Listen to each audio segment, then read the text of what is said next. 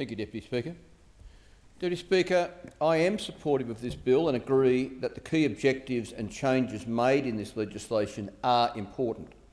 However, I do have some concerns about the levels of unfettered discretion that this bill provides to the Treasurer, and will deal with that matter by tabling amendments at the third reading stage and speak to those concerns at that time.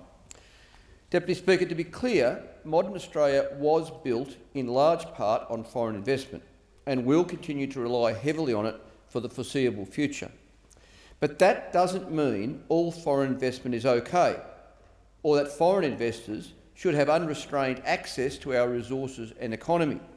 Quite the opposite, in fact, because there are many reasons why all foreign investments should be scrutinised carefully and why sometimes it must be curtailed and even prevented. For instance, broad-acre prime agricultural land, genuinely strategic assets and scarce resources should always remain in Australian ownership and under Australian control. Frankly, it was madness, utter madness, for a foreign investor to gain control of the Port of Darwin for 99 years. Deputy Speaker, you've only got to go to the website for the Port of Darwin, where they boast that they are a vital defence asset. And it's madness that foreign investors own parts of the natural gas distribution network and, as the member for Kennedy has explained, our electricity generation capability. In the case of the best agricultural land, surely a better approach would be to only allow leasehold in lieu of freehold title. Unsurprisingly, Deputy Speaker, foreign investment is one of the most frequent concerns raised with me by constituents. And no wonder, when 25.5% of farmland in Tasmania is owned by foreign investors. I'll say that figure again, Deputy Speaker. 25.5% of farmland in Tasmania is owned by foreign investors, making the state, alongside the Northern Territory, the jurisdictions with the highest proportions of foreign ownership of agricultural land. And, Deputy Speaker, if you strip out leasehold, then Tasmania is by far the most foreign-owned jurisdiction in the Commonwealth. Deputy Speaker, of course Tasmania is benefiting from some of these investments, with capital improvements and the creation of jobs. But there have been many, many issues over the years, most noticeably with the sale of the Van Diemen's Land Company to the Moon Lake Company. Now, just to explain, Deputy Speaker, Van Diemen's Land Company, or VDL, is the biggest dairy-producing asset in the country, encompassing more than 20 separate farms. Surely that makes it a strategic asset. Now, Moon Lake promised, when they bought VDL, to invest about $100 million in the farms, to create about 100 jobs, to do extensive environmental improvements, and to, before long, be flying plane loads of fresh milk directly to China. Deputy Speaker, do you know what they have achieved? None of that. They haven't invested $100 million in capital investment. They haven't created 100 jobs. They haven't done environmental improvements. And they sure aren't flying plane loads of fresh milk to other countries. None of what they have promised has occurred. But I recall very, very clearly, Deputy Speaker, when this deal was on the cards, in Tasmania, the government and the opposition and a whole lot of others, they lined up in a conga line.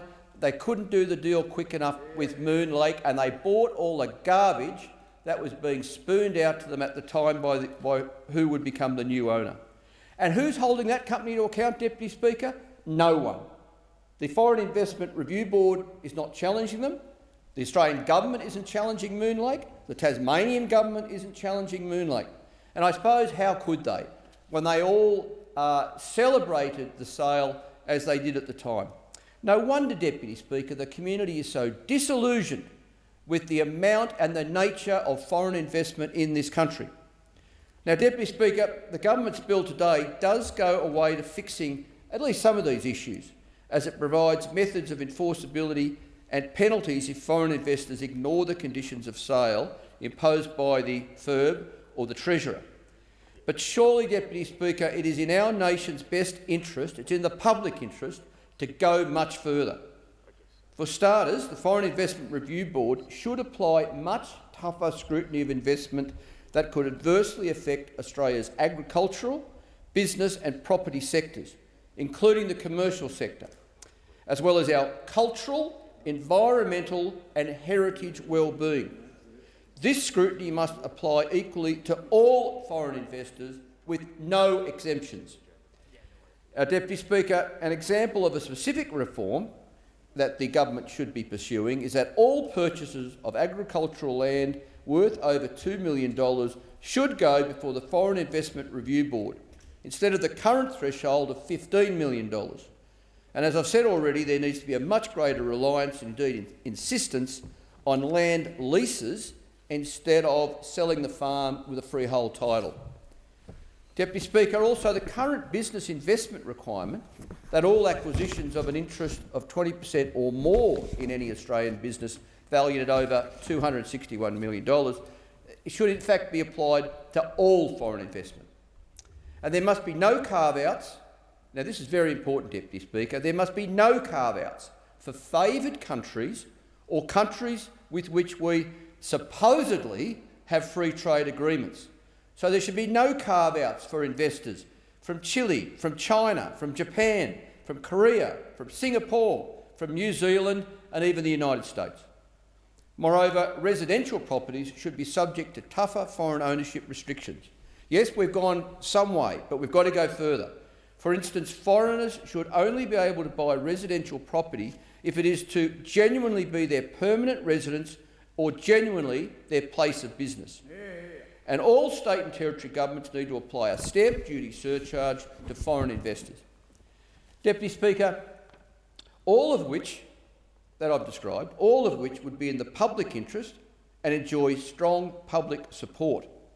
Not because of racism or any spat we might have from time to time with any one country, but because we are a sovereign nation with every right and indeed every obligation to safeguard and enjoy our heritage, culture and resources.